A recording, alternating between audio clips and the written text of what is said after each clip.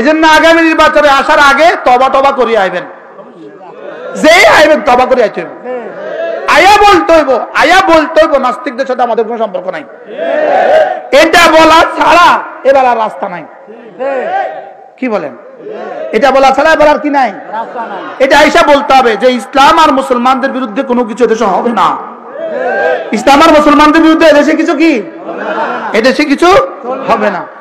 আজকে এই শব্দ মাননীয় জজ এই শব্দ বলেছে, সেদিন সে বলেছিল তুমি কে আমি কে, সেদিনও বলেছিল রাজাকারের বাচ্চা রাজাকার, রাজাকারের বাচ্চা কি রাজাকার।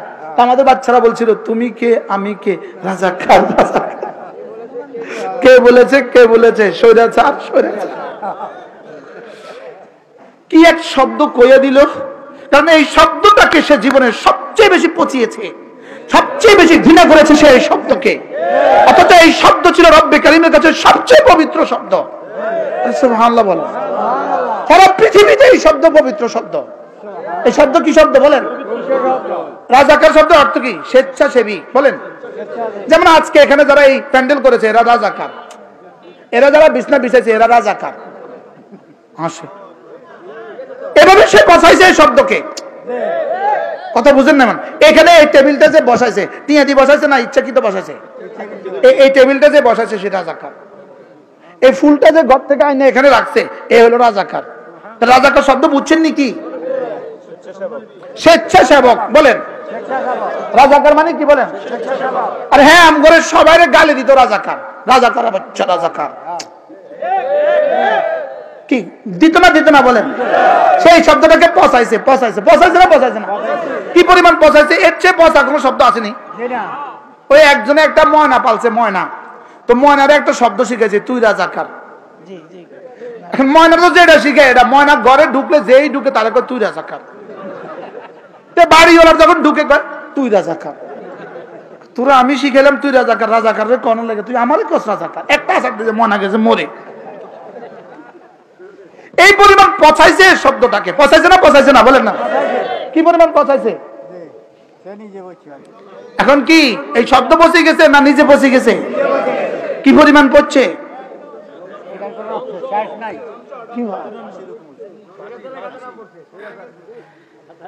এই জন্য বলছে দিতে হবে তুমি কে আমি কে, ইমানওয়ালা কোরআনওয়ালা। কে বলেছে? কে বলেছে? বানানেওয়ালা বানানেওয়ালা। সুবহানাল্লাহ। বলো তুমি কে আমি কে, নিজের পরিচয় নিজে জানে না। তুমি কে আমি কে, বলো ইমানওয়ালা কোরআনওয়ালা, ইমানওয়ালা কোরআনওয়ালা, ইমানওয়ালা কোরআনওয়ালা। তুমি কে আমি কে, কুনতুম খায়রা উম্মাহ। তুমি কে আমি কে, শ্রেষ্ঠ উম্মত। সুবহানাল্লাহ। বলেন তুমি কে আমি কে, শ্রেষ্ঠ উম্মত। হুয়া সাম্মাকুমুল মুসলিমিন। তুমি কে আমি কে, মুসলমান মুসলমান। বলো মুসলমান মুসলমান, বলো মুসলমান মুসলমান। এজন্য আমি স্লোগান তুলি ইসলাম সর্বশ্রেষ্ঠ ধর্ম। বলো ইসলাম কি? আল্লাহ একমাত্র রব। বলো আল্লাহ একমাত্র রব। এবার বলবো ইসলাম সর্বশ্রেষ্ঠ ধর্ম।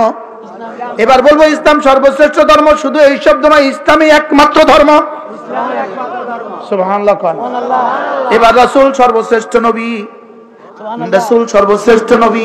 এবার বলবো রাসূল সর্বশেষ নবী। বলেন সর্বশ্রেষ্ঠ নবী, সর্বশেষ নবী। বলবেন সর্বশ্রেষ্ঠ হলে সর্বশেষ হবে কেন? সর্বশেষ হইতে হলে সর্বশ্রেষ্ঠ হইতে হয়, সর্বশ্রেষ্ঠ হইতে হলে সর্বশেষ হইতে হয়। আরে সুবহানাল্লাহ বলেন। যিনি সর্বশ্রেষ্ঠ হন, বলেন যিনি সর্বশ্রেষ্ঠ হন তিনি সর্বশেষ হন, আর যিনি সর্বশেষ হন তিনি সর্বশ্রেষ্ঠ হন। বুঝে না কথা? কি বুঝছে? যিনি সর্বশ্রেষ্ঠ তিনি সর্বশেষ, আর যিনি সর্বশেষ তিনি সর্বশ্রেষ্ঠ। আমি এক আজীব কিতাব পড়ছি এই বছর মক্কা শরীফে বসে। আজীব বিষয়।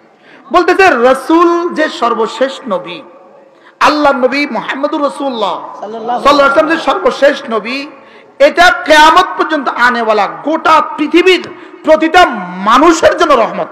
সুবহানাল্লাহ। কি বলছি বলেন তো? সর্বশেষ নবী বলেন। এটা গোটা পৃথিবীর প্রতিটা মানুষের জন্য রহমত। কেমনে?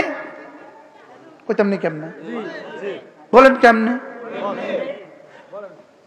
রাসূল সর্বশ্রেষ্ঠ নবী, হাসিনার জন্য রহমত, ডক্টর মোহাম্মদ ইউনূসের জন্য রহমত। রাসূল সর্বশ্রেষ্ঠ নবী, খালেদার জন্য রহমত, তারেক জিয়ার জন্য রহমত। বলেন রাসূল সর্বশ্রেষ্ঠ নবী, খালেদার জন্য রহমত, হাসিনার জন্য রহমত, তারেক জিয়ার জন্য রহমত। আরে জিবরিলের জন্য রহমত। সুবহানাল্লাহ বলেন, বলেন জিবরিলের জন্য রহমত। তাহলে রাসূল খাতামুন নবীন, এটা আমার জন্য রহমত, সারা জাহানের জন্য রহমত, সারা পৃথিবীর প্রতিটা মানুষের জন্য রহমত। এবার প্রশ্ন, সারা দুনিয়ার সমস্ত মানুষের জন্য সর্বশেষ নবী, এটা রহমত কেমনে? এবার তিনি বলেন, যদি রাসূলের পরে আবার রাসূল হইতো, রাসূলের পরে যদি আবার রাসূল হইতো, প্রশ্ন বলেন, রাসূলের পরে যদি আবার রাসূল হইতো, বলেন, তাহলে হাসিনার কুকীর্তিগুলোর জন্য প্রসিকিউটরের দলিল লাগতো না, নবী পাঠায়া কোরআন নাযিল করে দিত।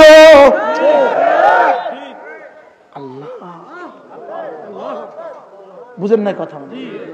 আরেকটা কিতাব আরেকজনকে নবী বানায়া দিত, ওই নবী বানায়া নবীর উপর আরেকটা কিতাব নাজিল করত। ওই কিতাবের মধ্যে হাসিনার কুকীর্তিগুলো, ফেরাউনের নাম যেমন আছে হাসিনার নাম তেমন লিখে দিত। বুঝছেন না?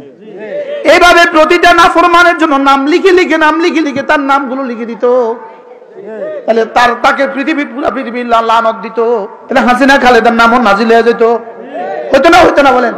তাহলে রব্বে কারীম রাসূলকে খাতামুন নবিয়্যিন বানায়া দিয়া আর কোন নবী আসবেন না, আর কোন কিতাবও আসবে না। তাহলে উম্মতের নাফরমানিগুলো আর কেউ জানবে না। সুবহানাল্লাহ বলবেন না? আচ্ছা, কত বড় ইহসান বলেন তো?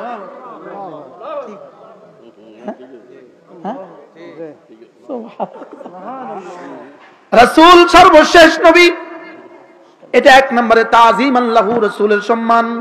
সুবহানাল্লাহ। দুই নম্বর তাযীমান লিল মুনাজ্জালি ইলাইহি, যাদের জন্য পাঠিয়েছেন তাদের সম্মান। সুবহানাল্লাহ। ওয়া তাযীমান লিল মুনাজ্জালি লাহু, যে জন্য পাঠিয়েছেন তার জন্য সম্মান। অর্থাৎ রাসূল সর্বশেষ নবী, রাসূলের জন্য সম্মান, কোরআনের জন্য সম্মান, উম্মতের জন্য সম্মান। সুবহানাল্লাহ বলেন। উম্মতে ইজাবাত যারা আছি, আমরা যারা আছি, উম্মতে দাওয়াত, উম্মতে ইজাবাত, আমরা যারা দাওয়াত গ্রহণ করেছি, আমাদের জন্য সম্মান, আর যারা বেঈমান আছে তাদের জন্য সম্মান। সুবহানাল্লাহ বলবেন না? কি শুনলেন স্যার? সুবহানাল্লাহ কয় না? তাহলে আমাদের নবী সর্বশ্রেষ্ঠ নবী, সর্বশেষ নবী। স্লোগান তোলো, আমাদের নবী সর্বশেষ নবী, সর্বশ্রেষ্ঠ নবী। তাহলে এটা ডক্টর মোহাম্মদ ইউনূস, তার জন্য জরুরি। এটা খালেদা জিয়া, তার জন্য জরুরি। এটা তারেক জিয়া, তার জন্য জরুরি। এটা আমার জন্য জরুরি, তোমার জন্য জরুরি। কি বুঝলেন বলেন? এটা শুধু চরমা হিসাবের জন্য জরুরি নয়, এটা শুধু পীর মধুপুরের জন্য জরুরি নয়, এটা বাংলাদেশের প্রতিটা মুসলমানের জন্য জরুরি, সারা পৃথিবীর প্রতিটা কালিমাওয়ালার বিশ্বাস।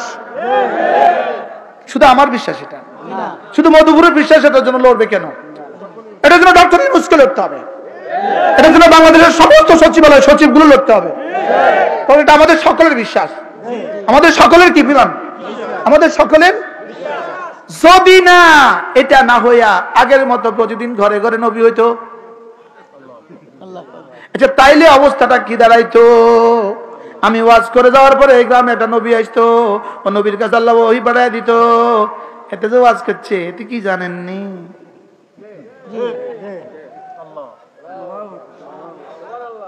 আমি আপনি, আমি তুমি, সে কেউ বাঁচতাম না।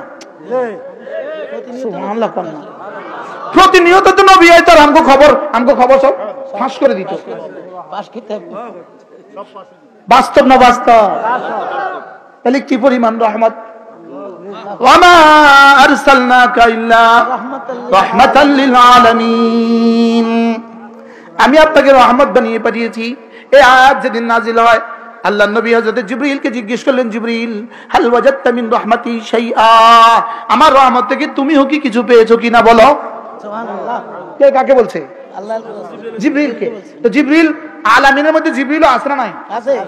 ওমা আরসালনাকা ইল্লা রাহমাতাল লিল আলামিন,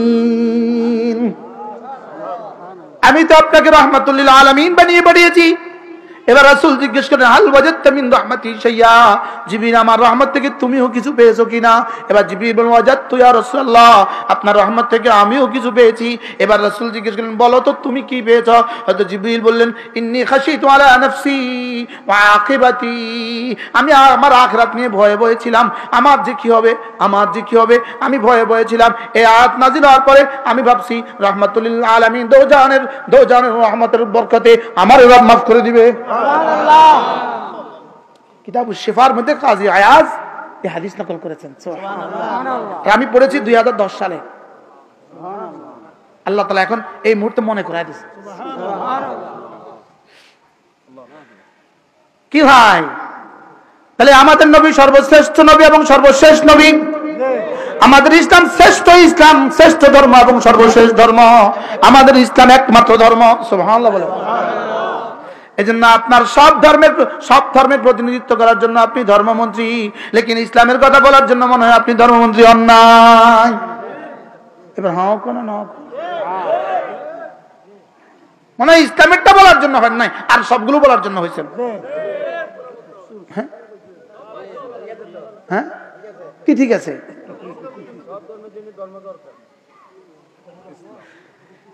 এবার বলেন ইসলাম একমাত্র ধর্ম, বলেন ইসলাম কি? আবার বলেন ইসলাম কি? ইসলাম কি? একমাত্র ধর্ম, আর কোন ধর্ম ধর্মই না। বলো তোমরা, বলো বলো বলো। ومن يبتغي غير الإسلام دينا ومن يبتغي غير الإسلام دينا فلن يقبل منه, ইসলাম ছাড়া অন্য কিছু যে মানবে এটা আমি নিব না। রব বলেন এটা গ্রহণযোগ্য হবে না। সুবহানাল্লাহ বলেন। বলেন ইসলাম ছাড়া অন্য কিছু মানি না, মানব না। ইসলাম ছাড়া অন্য কিছু মানি না, মানব না, মানি না, মানি না। ইসলাম ছাড়া অন্য কিছু এজন্য আগামী নির্বাচনে আসার আগে তওবা করে আইবেন, যে আইবেন তওবা করে আইতে হইব, আয়া বলতে হইব নাস্তিকদের সাথে আমাদের কোনো সম্পর্ক নাই। এটা বলা ছাড়া এবার আর রাস্তা নাই। কি বলেন? এটা বলা ছাড়া এবার আর কি নাই, রাস্তা নাই। এটা আইসা বলতে হবে যে ইসলাম আর মুসলমানদের বিরুদ্ধে কোনো কিছু এদেশে হবে না। ইসলাম আর মুসলমানদের বিরুদ্ধে এদেশে কিছু কি, এদেশে কিছু হবে না। আল্লাহ আমাদের সবাইকে তৌফিক দান করেন, আল্লাহ আমাদের সবাইকে কবুল করেন।